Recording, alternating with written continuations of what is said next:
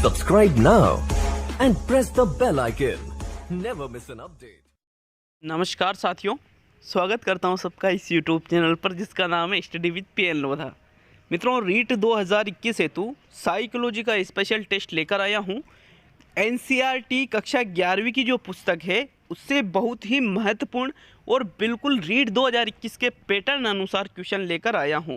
तो जी हाँ, बहुत ही शानदार पेपर यहां पर होने वाला है। तो अगर आप रीट की तैयारी कर रहे हो तो ये वीडियो आपके लिए सबसे बेस्ट होने वाला है साथियों। तो चलिए वीडियो को शुरू करते हैं। दोनों लेवल के लिए काफ़ी ज़्यादा उपयोगी है। मित्रों, प्रश्न नंबर 1 आपके आता है, एरिक्सन के सिद्धांत अनुसार कौन सी अवस्था में बालक में विश्वास के विकास के लिए शारीरिक सुख और भविष्य के प्रति भय और चिंता की एक न्यूनतम मात्रा का अनुभव आवश्यक है? विकल्प हैं आपके समग्रता बनाम भग्नाशा, विश्वास बनाम अविश्वास, उपक्रम बनाम ग्लानि और पहचान बनाम पहचान भ्रांति। तो मित्रों, बात करें हम एरिक्सन के सिद्धांत की, मनोसामाजिक विकास का इन्होंने सिद्धांत दिया था और उसमें कुल 8 अवस्थाएं बताई थी संपूर्ण जीवन की। तो मित्रों, उसमें इनकी जो पहली अवस्था थी विश्वास बनाम अविश्वास, जिसकी अवधि 0 से लगभग 1 या 1.5 वर्ष की मिलती है अलग अलग जगह पर।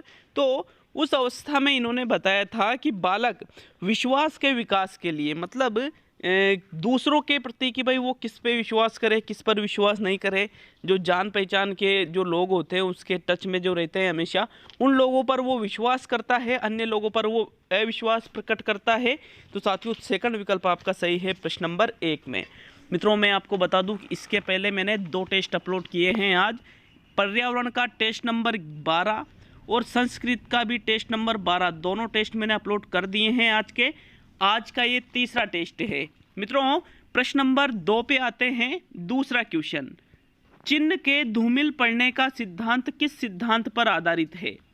जीन पियाजे के सिद्धांत पर, स्किनर के सिद्धांत पर, थोर्नडाइक के सिद्धांत पर, पावलोव के सिद्धांत पर। बहुत ही नॉर्मल क्वेश्चन है लेकिन बहुत ही स्पेशल क्वेश्चन है। स्पेशल क्यों है? क्योंकि हमें इस चीज़ के बारे में अनुभव ही नहीं है, पता ही नहीं है। और साथियों, ये क्वेश्चन बहुत मायने रखता है एग्जाम के लिए।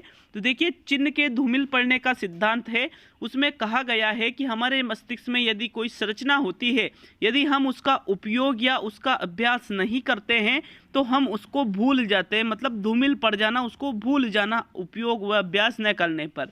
तो उपयोग व अभ्यास किस सिद्धांत में महत्व दिया गया है? इस पर थोर्नडाइक ने अपने सिद्धांत उद्दीपक अनुक्रिया में उपयोग और अभ्यास पर अत्यधिक बल दिया है। अतः साथियों, चिन्ह के धूमिल पड़ने का सिद्धांत थोर्नडाइक के सिद्धांत पर आधारित है। विकल्प नंबर 3 सही है दूसरे क्वेश्चन में। नेक्स्ट आता है मित्रों प्रश्न नंबर 3। तो साथियों, तीसरा क्वेश्चन है, विलियम वुंट के साथ संबद्ध मनोविज्ञान का वह उपागम जो चेतना की संरचना और उसकी संरचना को अथवा मानव मन को समझाना चाहता है। व्यवहारवाद, संरचनावाद, प्रकार्यवाद और समाजवाद। देखिए, विलियम वुंट का नाम आता है। जर्मनी के लिप्जिंग में इन्होंने मनोविज्ञान की प्रथम प्रयोगशाला स्थापित की थी 1879 में। तो मित्रों, यहाँ पर यहीं से माना जाता है कि भाई मनोविज्ञान जो है वो वैज्ञानिक रूप से इसका अध्ययन यहीं से किया जाता है, ऐसा माना जाता है। तो साथियों, यहाँ पर एक शब्द आ रहा है संरचना, और संरचना अथवा मानव मन को समझाना चाहता है। तो मनोविज्ञान मन मस्तिष्क का विज्ञान है, ऐसा भी इनका मानना था। और इस संप्रदाय के प्रवर्तक है संरचनावाद। संरचनावाद के प्रवर्तक कौन है? William Wundt. तो साथियों, यही इनका समर्थन करते हैं। दूसरा विकल्प आपके तीसरे क्वेश्चन में बिल्कुल सही है साथियों। चलिए आगे बढ़ेंगे प्रश्न नंबर 4 पर। समाकृति का अर्थ है, विकल्पों को देखना, एक संज्ञानात्मक संरचना जो संयोजनों का जाल हो तथा किसी व्यक्ति के प्रतिक्षण को संगठित व निर्देशित करे। दूसरा है समाप्त हुई अनुबंधित अनुक्रिया का एक विश्राम अवधि के बाद पुनः प्रकटीकरण। तीसरा है अनुक्रियाओं को एक श्रृंखला के निश्चित क्रम में सीखना। और चौथा है यथार्थवादी चिंतन प्रक्रिया जो तथ्यों के सेट से निष्कर्ष निकालती है। तो मित्रों देखिए, समाकृति, पहला आंसर बताइएगा, फिर इस क्वेश्चन को समझेंगे। मित्रों, स्कीमा का नाम सभी ने सुन रखा होगा, स्कीमा। तो स्कीमा को ही कहा जाता है समाकृति। देखिएगा, समाकृति का मतलब या स्कीमा का मतलब होता है एक संज्ञानात्मक संरचना है साथियों ये, जो संयोजना का जाल हो तथा किसी व्यक्ति के प्रतिक्षण को संगठित व निर्देशित करे, मतलब उसके व्यवहार को निर्देशित करे। तो साथियों इसको ही समाकृति या स्कीमा कहते हैं। बाकी समाप्त हुई अनुबंधित अनुक्रिया का अगर एक वो विश्राम अवधि के बाद लौटती है तो उसको पुनः प्रकटीकरण या स्वतः पुनः प्राप्ति कहा जाता है साथियों। और अनुक्रियाओं को एक श्रृंखला के निश्चित क्रम में यदि सीखा जाता है तो उसको क्रमिक अधिगम कहा जाता है। क्या कहा जाता है? क्रमिक अधिगम उसको कहा जाता है। और यथार्थवादी चिंतन प्रक्रिया जो तथ्यों के सेट से निष्कर्ष निकालती है उसको तर्कना कहा जाता है साथियों। तो ये क्वेश्चन वेरी इंपॉर्टेंट क्वेश्चन है, अलग अलग मैंने एक ही क्वेश्चन से चार क्वेश्चन आपके क्लियर किए हैं। आगे बढ़ेंगे यहाँ पर प्रश्न नंबर 5 पर, यहाँ चौथे पे पहला विकल्प है। प्रश्न नंबर 5 है, किस विधि में दमित अचेतन सामग्री को सचेतन स्तर पर लाने का प्रयास किया जाता है? समस्या समाधान विधि में, सामाजिकरण विधि में, वाचिक अधिगम में और मनोविश्लेषणवाद में। तो दमित अचेतन सामग्री मतलब किसी चीज को हम जब अचेतन मन में दमित कर देते हैं उसको सचेतन मतलब चेतन स्तर पर लाया जाता है, तो ऐसी विधियों को मनोविश्लेषणवाद के नाम से जाना जाता है। मनोविश्लेषणवाद का प्रतिपादन किसने किया था साथियों? सिगमंड फ्रायड के द्वारा इसका प्रतिपादन किया गया था और इन्होंने सर्वाधिक अचेतन मन पर ही बल दिया था। मन के तीनों स्तरों में सर्वाधिक बल किस पर दिया? अचेतन मन पर। तो विकल्प नंबर 4 सही है आपका 5वें क्वेश्चन में। नेक्स्ट आता है मित्रों प्रश्न नंबर 6। तो छठा क्वेश्चन देखेंगे, एक एक क्वेश्चन को देखकर जाना, वेरी इंपॉर्टेंट चीजें हैं ये, बहुत ही ज्यादा। आप अनुमान भी नहीं लगा सकते कि ये जीवन में कितना महत्व रखती है। निकटता का सिद्धांत किससे संबंधित है? व्यवहारवाद से, मनोविश्लेषणवाद से, गेस्टाल्टवाद से और क्षेत्रवाद से। तो साथियों निकटता का सिद्धांत सीधा सा संबंधित है गेस्टाल्टवाद से। वर्दीमर, कोपका, कोहलर तीनों का नाम गेस्टाल्टवाद के अंतर्गत चलता है। इसको निकटता का नियम भी कहा जाता है साथियों। तीसरा विकल्प आपका सही है। प्रश्न संख्या 6 में एक एक क्वेश्चन बिल्कुल बुक के अंदर से बनाए गए हैं, तो गलती की कोई गुंजाइश नहीं है। अलग से ऑब्जेक्टिव में से नहीं लिए एक भी क्वेश्चन को, मैंने खुद के द्वारा बनाया गया है और ऐसे बनाया है कि भाई जैसा रीड का पैटर्न होता है उसी आधार पर प्रश्न बनाए गए हैं। बार बार इनमें से क्वेश्चन भी पूछे जा रहे हैं साथियों। नेक्स्ट प्रश्न नंबर 7, मस्तिष्क का वह भाग जो स्वप्न देखने और नींद से जागने की क्रिया से संबद्ध होता है उसे कहा जाता है सेतु, पोन्स, शंखपाली और अनुकंपी तंत्रिका तंत्र। तो मित्रों देखिए, मस्तिष्क में हमारे जिस भाग के बारे में पूछा गया है कि जो स्वप्न देखने और नींद से जागने की क्रिया से संबंधित हो, तो उसको सेतु और पोन्स दोनों नामों से जाना जाता है। दोनों अलग अलग नहीं है, दोनों एक ही चीज है, बस नाम अलग अलग है। तो पहला भी सही है साथियों, दूसरा भी सही है। उलझाने के लिए मैंने ये दोनों ऑप्शन डाले थे क्योंकि एग्जाम में भी ऐसा होता है, दो ऑप्शनों को सही मान लिया जाता है और फिर लोग कहते हैं कि वस्तुनिष्ठता नहीं होती है सर आपके टेस्टों में। तो भैया रीट में भी वस्तुनिष्ठता कुछ प्रश्नों में नहीं होती है, इसलिए मैं आपको अभी से उस चीज़ की प्रैक्टिस करवा रहा हूँ ताकि ज़्यादा उलझो मत, जो बेटर लगता है उसको सही कर दो। प्रश्न नंबर 7 में पहला दूसरा दोनों ही विकल्प सही है। चलिए नेक्स्ट प्रश्न नंबर 8, यह समझ कि वस्तु और घटनाएं तब भी अस्तित्ववान होती है जब वे प्रत्यक्ष रूप से दिखाई या सुनाई नहीं पड़ती और न ही स्पर्श के अनुभव में आती है, उसको कहते हैं या वो कहलाती है जीववाद, क्रिया प्रसूत अनुबंधन, वस्तु स्थायित्व और इनमें से कोई नहीं। तो मित्रों 8वां क्वेश्चन आसान क्वेश्चन है। क्या पूछ रहा है आपसे?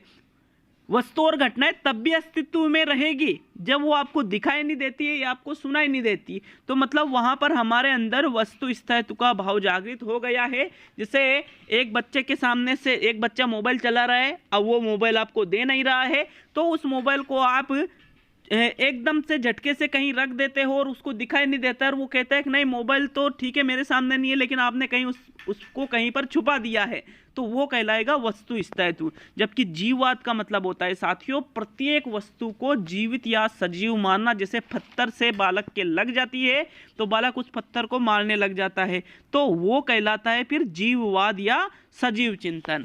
और एक है क्रिया प्रसूत अनुबंधन स्किनर वाला, तो साथियों इसमें तो इन्होंने पुनर्बलन पर बल दिया है।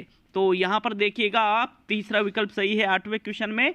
नेक्स्ट आता है मित्रों प्रश्न नंबर 9, मॉडलिंग का संबंध किससे है? जीन पियाजे से, बंडूरा से, मेस्लो से और गिलफोर्ड से। तो मित्रों बहुत इंपॉर्टेंट क्वेश्चन है मॉडलिंग। मॉडलिंग का मतलब जो आप नॉर्मल ये शब्द नहीं, मनोविज्ञान की भाषा में मॉडलिंग पूछा है। तो साथियों मॉडलिंग में क्या होता है कि बालक जो सामाजिक व्यवहार सीखता है वो देख करके या अनुकरण करके या प्रेक्षण करके उस व्यवहार को सीखता है, तो उसको कहते हैं मॉडलिंग, जिस पर बल दिया है साथियों अल्बर्ट बंडूरा ने। वो जीवित जोकर पर जो प्रयोग किया था ना, वो वाली चीज है साथियों ये। तो सेकंड विकल्प आपका सही है 9वें क्वेश्चन में।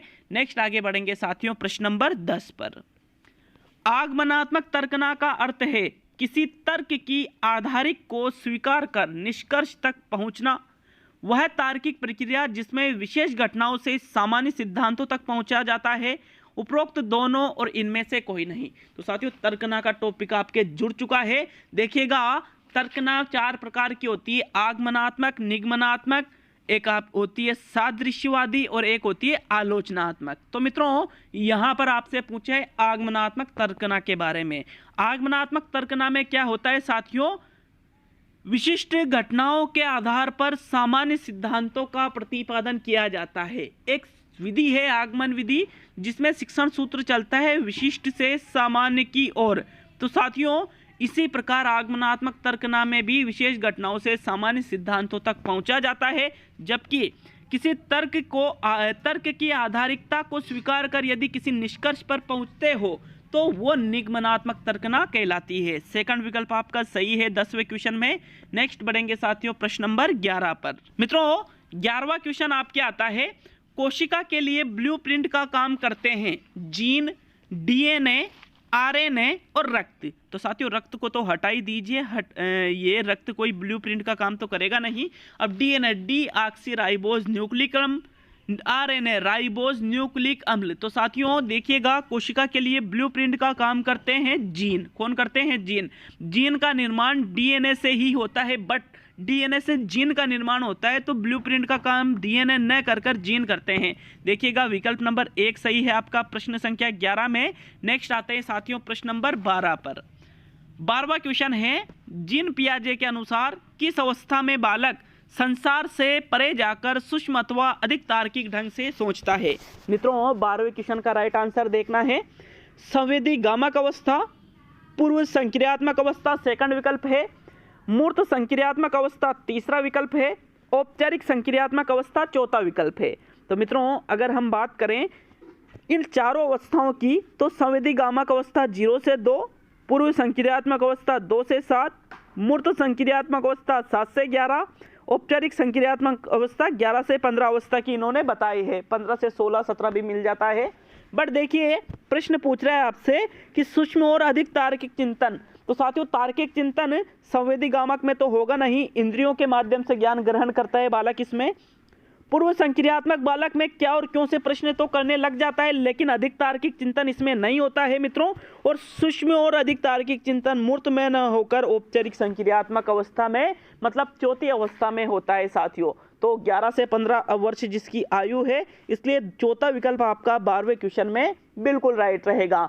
चलिए आगे बढ़ेंगे प्रश्न नंबर 13 पर। लेकिन साथियों देखिए आपके पास टाइम कम बचा है, लेकिन इसको कम नहीं कह सकते हो आप। अगर आप चाहो तो ये टाइम आपके लिए बहुत ज़्यादा है, बहुत ज़्यादा है। अगर वास्तव में आप सही तरीके से तैयारी कर रहे हो तो बिल्कुल लगातार ये टाइम है टेस्ट सीरीज को अच्छी तरह से करने का। और वो टेस्ट सीरीज जो विश्वसनीय हो साथियों, वो टेस्ट सीरीज जिसका पैटर्न और जिसका जो कोर्स है कि भाई पूरा जो जितना भी सिलेबस है उससे पेपर बनाए जाते हैं, विश्वसनीय कितनी है, क्वेश्चन किस तरीके से बनाया जा रहा है, ये चीज़ देख करके ही आप टेस्ट सोल्व करें साथियों। तो देखिएगा प्रश्न नंबर 14 देखेंगे हम, सॉरी 14 क्या 13वां क्वेश्चन देखेंगे। 13वां नहीं किया ना, अभी तो 12वां किया। ऐसा चिंतन जो समस्या के एक सही समाधान की ओर निर्देशित होता है कहलाता है अभिसारी चिंतन, सृजनात्मकता, स्वतः पुनः प्राप्ति और इनमें से सभी। तो उस चिंतन को क्या कहेंगे जो एक सही समाधान, तो सिर्फ एक ही सही समाधान की बात करें तो उसको अभिसारी चिंतन कहेंगे। और सृजनात्मकता को अपसारी चिंतन कहा जाता है, जिसमें समस्या के अनेक समाधानों को प्रस्तुत किया जाता है साथियों।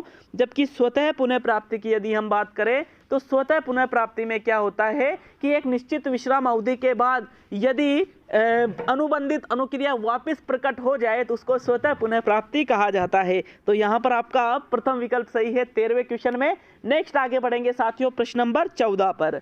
मित्रों प्रश्न नंबर 14 है परिहार परिहार द्वंद्व का अर्थ क्या होता है। देखिए द्वंद्व अनेक प्रकार का होता है, जिसमें एक प्रकार यहाँ पर पूछा है परिहार परिहार द्वंद्व। मित्रों विकल्प देखिएगा, एक होता है परिहार परिहार द्वंद्व, तो उपागम उपागम द्वंद्व, उपागम परिहार द्वंद्व, परिहार उपागम द्वंद्व इत्यादि कई चीजें तो आपने देखी ही होगी। लेकिन साथियों यहाँ पर परिहार परिहार द्वंद्व आपसे पूछा है, तो विकल्प नंबर 1 देखिएगा, दो समान वांछनीय लक्ष्यों के बीच द्वंद्व, दो समान अवांछनीय लक्ष्यों के बीच द्वंद्व, एक अवांछनीय एवं एक भयोत्पादक लक्ष्यों के बीच द्वंद्व, और इनमें से कोई नहीं। तो देखिएगा परिहार परिहार और उपागम उपागम द्वंद्व को किस नाम से जाना जाता है। देखिए उपागम उपागम आए तो मतलब हम दोनों चीज़ों को प्राप्त करने की कोशिश कर रहे हैं, लेकिन अगर परिहार परिहार आए तो दोनों चीज़ें हम नहीं चाहते, लेकिन फिर भी उनमें से किसी एक का चुनाव करना पड़े। जैसे लड़की देखने गए तो 2 लड़कियां बताई, अब दोनों ही पसंद नहीं आई, तो फिर सोचेंगे कि दोनों से शादी नहीं हो, लेकिन घर वालों ने बोल दिया एक से तो करना ही पड़ेगा, तो फिर उसको परिहार परिहार द्वंद्व कहते हैं। दो समान अवांछनीय लक्ष्यों के बीच द्वंद्व ही परिहार परिहार द्वंद्व कहलाता है साथियों। दूसरा विकल्प आपका सही है, जबकि दो समान वांछनीय लक्ष्यों के बीच द्वंद्व उपागम उपागम द्वंद्व कहलाता है, और एक वांछनीय और एक भयोत्पादक लक्ष्यों के बीच का द्वंद्व साथियों उपागम परिहार द्वंद्व कहलाता है। तो यहाँ सेकंड विकल्प आपका सही है 14वें क्वेश्चन में। 15वां और अंतिम क्वेश्चन साथियों 15 ही क्वेश्चन बनाए हैं, लेकिन आप कमेंट करके जाना कि क्वेश्चन आपको कैसे लगे। केनन-बार्ड सिद्धांत का संबंध है अधिगम से, बुद्धि से, समायोजन से और संवेगों से। तो केनन-बार्ड का सिद्धांत आपने अच्छी तरह से नाम तो सुन ही रखा होगा, नहीं सुन रखा है तो सुन लो। केनन-बार्ड सिद्धांत मित्रों इसका संबंध है संवेगों से, संवेगों से संबंधित ये सिद्धांत दिया गया है केनन-बार्ड के द्वारा, इसलिए इसको केनन-बार्ड का सिद्धांत कहते हैं। चौथा विकल्प आपका सही है 15वें क्वेश्चन में। कमेंट करके जाए कितने क्वेश्चन आपके सही हुए हैं, और ये भी बताएं कि पैटर्न आपको कैसा लगा और क्वेश्चन आपको कैसे लगे। तो बहुत बहुत धन्यवाद मित्रों, मिलते हैं अगले वीडियो में।